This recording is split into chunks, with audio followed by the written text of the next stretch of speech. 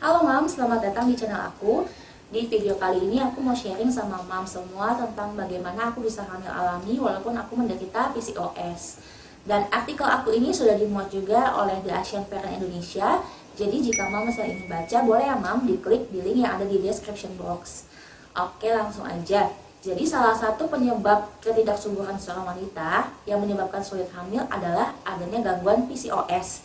Singkatnya gini Mams, kalau pada perempuan normal itu sel telurnya itu besar-besar dan juga sedikit.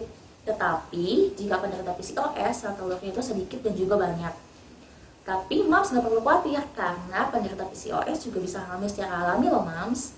Oke, kalau di aku sendiri Mams, jadi awalnya itu aku nggak mengira kalau aku tuh PCOS karena setiap bulan aku pasti selalu mens. Nah, masalah itu muncul ketika aku baru pindah kerja. Waktu itu mens aku mulai nggak lancar, jadi setiap 2 bulan sekali, 3 bulan sekali, bahkan pernah sampai 6 bulan sekali aku belum mens Mam. Dan awalnya sih aku nggak kayak kepikiran gimana ya, karena aku juga ngerasa ya mungkin karena faktor stres aja, karena faktor lagi banyak kerjaan. Baru aku mulai kepikiran itu setelah aku memutuskan untuk merit tahun depan. Nah, waktu itu karena aku belum merit, jadi aku datang ke dokter kandungan dan OSG-nya itu 2 dimensi, Mam. Pada saat itu dokter cuma bilang kalau sel telur aku tuh kecil-kecil dan juga banyak. Dokter belum bilang kalau aku tuh PCOS. Aku waktu itu diresepin pil KB kombinasi untuk dikonsumsi selama 3 bulan. Awalnya sih aku mikir ya, gimana ya kalau misalnya belum menikah tapi sudah minum pil KB, apakah aman? Tapi setelah aku riset-riset lagi, aku baca-baca lagi, aku tanya dokter dan ternyata katanya aman. Jadi aku memutuskan oke, aku konsumsi selama 3 bulan itu. Selama konsumsi pil KB sih aku lancar-lancar aja mensnya Mam. Siklusku setiap bulan 28 sampai 35 hari.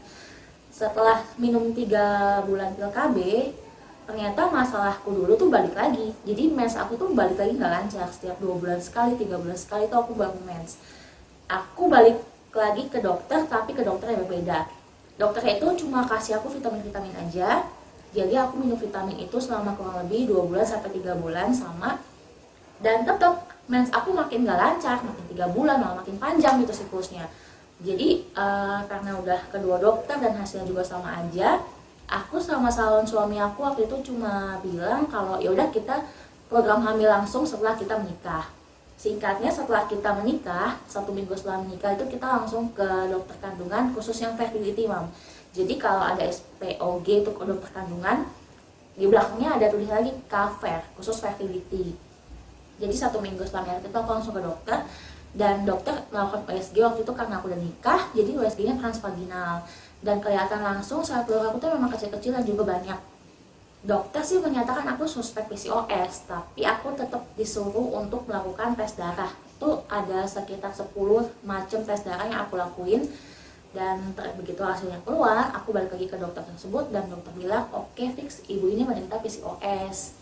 Singkatnya gini Mams, kalau PCOS itu hormon wanita lebih rendah daripada hormon pria. Jadi ada 2 macam ya Mams, ada yang PCOS karena resistensi insulin atau masalah hormon aja.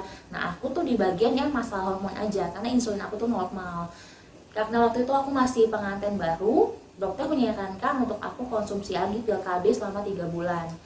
Dan selama 3 bulan itu pasti aku nggak bisa hamil karena pasti kalau minum pil KB kan nggak bisa hamil ya Mams. Jadi aku memutuskan ya udah kita minum lagi pil KB dari awal selama 3 bulan. Setelah 3 bulan itu ya setiap bulan aku mens tetap sama 28 hari siklusnya selama 3 bulan. Setelah 3 bulan itu aku kembali ke dokter lagi. Begitu dicek pas mens hari kedua ya Mams, aku langsung ke dokter, kata dokter oke, ini sel telurnya udah ada yang bagus, kita minum obat hormon khusus untuk membesar sel telur. Itu di siklus aku yang pertama.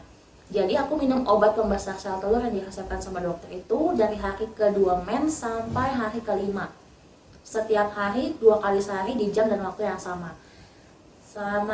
Sampai hari kelima itu aku selesai minum pil KB, minum obat hormonnya, baru kemudian aku balik lagi ke dokter itu di hari ke-15 dari hari pertama, hari terakhir.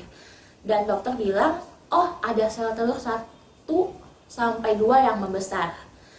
Dan aku pikir, wah bisa jadi hamil nih, ya kan? Akhirnya dokter menyarankan mau disuntik obat pemecah sel telur atau mau dibiarin aja pecah sendiri. Waktu itu aku mikir ya udah kita coba aja minum disuntik sel telur aku supaya pecah.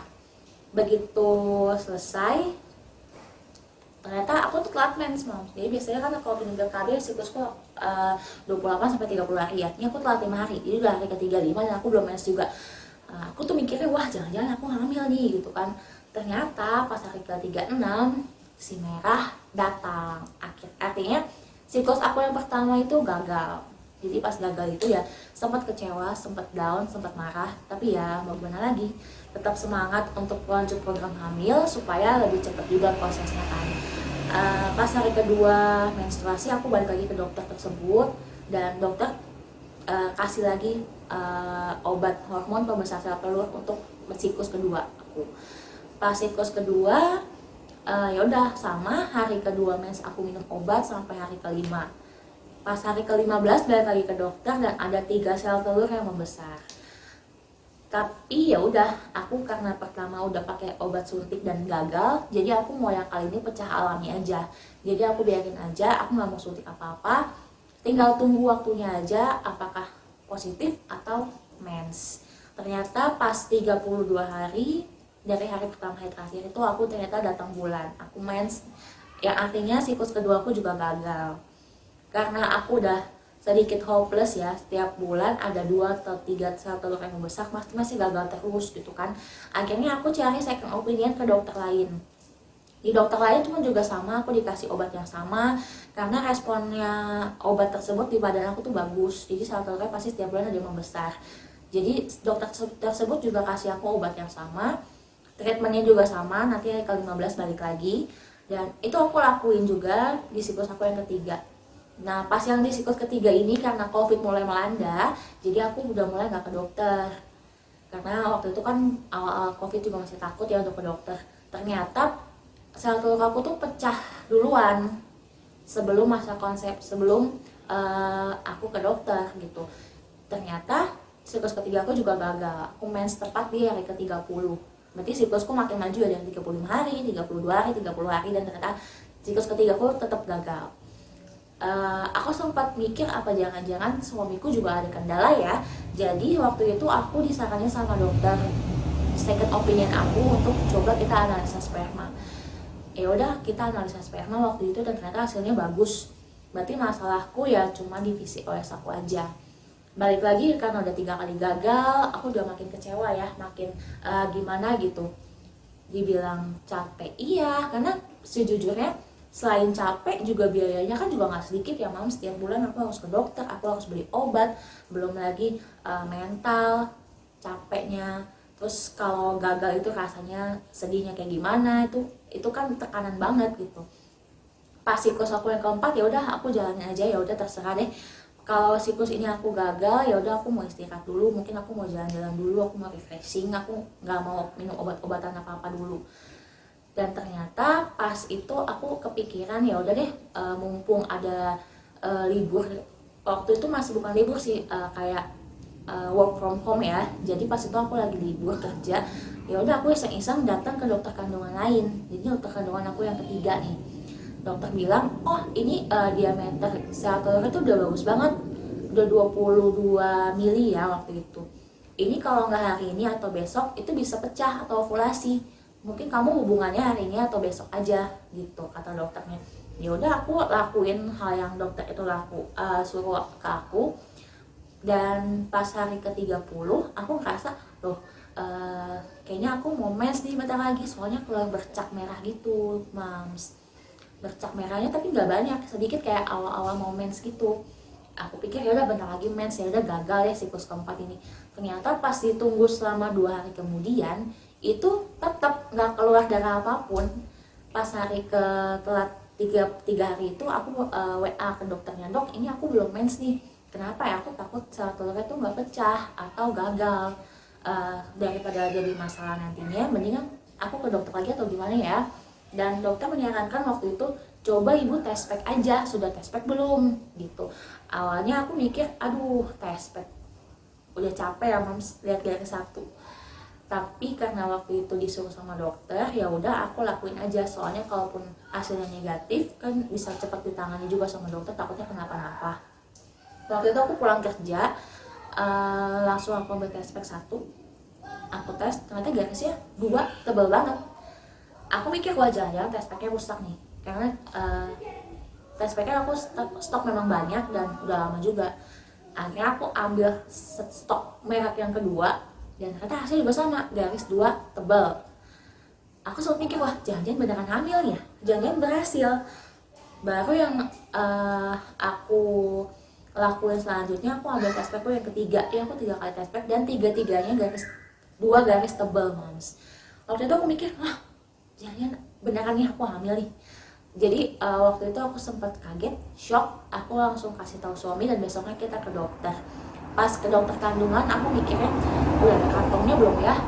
Ini beneran hamil atau enggak ya? Ternyata pas ke dokter memang sudah ada kantongnya, usia kehamilannya 4 mingguan gitu.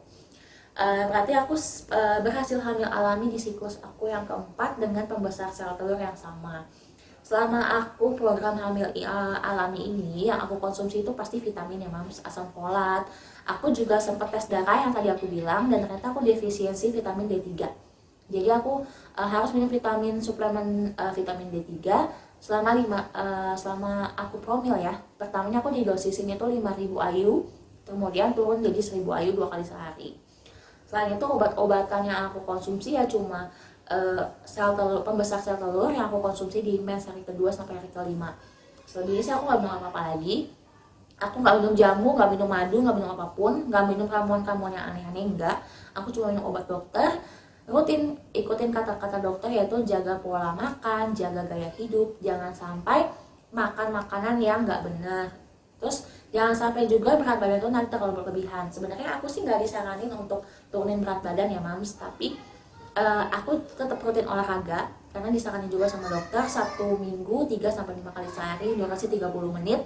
Itu olahraga aja apapun, yang penting berkeringat, yang penting badan kita gerak aja gitu mams.